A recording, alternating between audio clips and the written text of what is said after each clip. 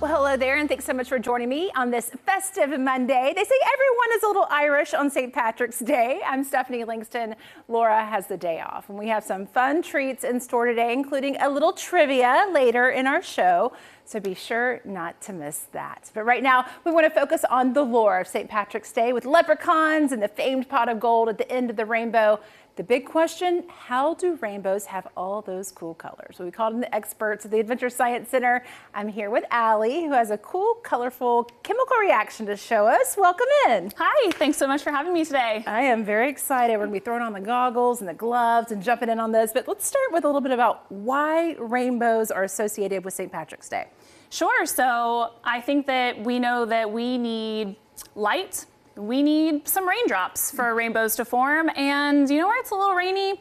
Ireland. So there are a lot of these rainbows in Ireland. I think that's kind of where it all started. Where is the pot of gold? That's what I want to know. I'm still looking for it as well. Rainbow's clearly fascinating. Only a couple of ingredients that it takes, as you mentioned there. What are we doing here? All right, first things first, we are going to look at the spectrum of colors, but safety first. So let's start with our gloves here. For our chemical reaction. Now, if we see a rainbow outside, no need to put on these gloves and goggles because it's just air and light. Okay. But it's hard to get a rainbow here on camera. It's a naturally occurring thing that happens outside. So I thought that we would bring some of our chemicals that we use at the Science Center to see if we can't make a little color here. I love it. My hands are suited up. Awesome. So yeah, let's put on the goggles as well. All good scientists stay nice and safe. So we have 3 different chemicals here. They all look pretty boring right now. Not too much color. That's no fun when we need a rainbow demonstration. So this is called an indicator here. Go ahead and add some of that to our first chemical here and let's see what happens. How much? Keep squeezing. Okay, and what is this chemical that I'm squeezing into? That's called universal indicator. This chemical helps chemists and other scientists to be able to determine what kind of chemical they have. So do you see that color change already happening there with that chemical? I do. Should I keep squirting? That looks good. It's interesting because what you have here looks like a dark green and what we're seeing here is a red. Yes, exactly right. So we're going to mix that in a little bit. So that clear chemical immediately went to red. Now we're going to use that same green looking chemical and let's add some to this chemical here. All right, what's this chemical? So this one is dihydrogen monoxide. This is our water. Ooh. So automatically we can see we've got 2 different chemicals because they're showing up 2 different colors. We have our acid, which is red. Our neutral chemical is green.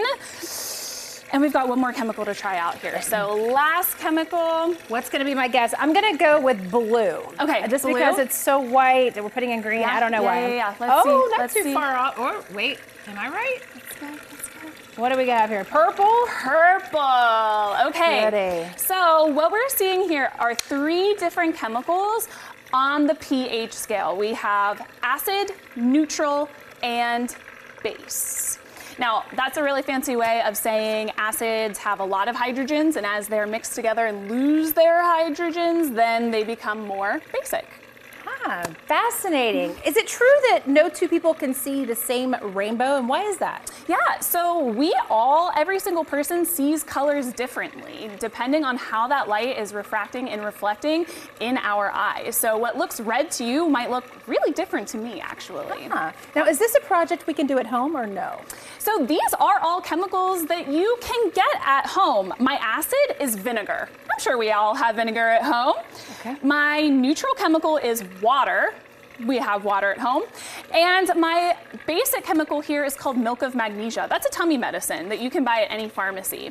Now for your indicator, instead of this indicator that I'm using today, you can use cabbage juice. And that is a natural indicator that you can get at home. Wow, fascinating. I love it. So a fun project for those kiddos out there. I know for more than 75 years, the Adventure Science Center has been bringing science to life here in Middle Tennessee. We are big fans at my house. My little boy has had a membership for many years. What are some exciting things coming up on your calendar? We've got our laser shows this weekend coming up in our Sudicum Planetarium. We just have a few tickets left to some of those shows, so definitely want to check that out.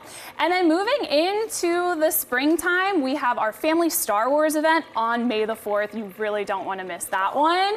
And just a few nights before, on May 2nd, we have our adult Star Wars night, our Way Late Playdate, Science Strikes Back. Yes, you do not have to be a kid to go to the Adventure Science Center. One last question before we wrap this up. Can we combine these? Yeah, let's do it. Right, never mix chemicals together at home because you may not know how they react. I know that vinegar, water, and milk of magnesia do mix well together. So I'm going to add some of that. Oh. Now, if you would like to take the base and add it. Okay, what's going to happen? To the acid. Any predictions out there? So we see that red color right now. But as the base mixes with it, we start to see more of an orange color. And it's kind of and yellowish. Then yellowish. Yes. And then green, and it looks like we've got all the colors of the rainbow here. I love it. This was so fun. And blue. We're finishing on blue. All right. Thank you so much, Allie. I'm taking the glasses off. All right, you guys, test your knowledge, learn something new, and have a lot of fun exploring and expanding your mind at the Adventure Science Center. Check out ticket pricing and all their events at adventuresci.org.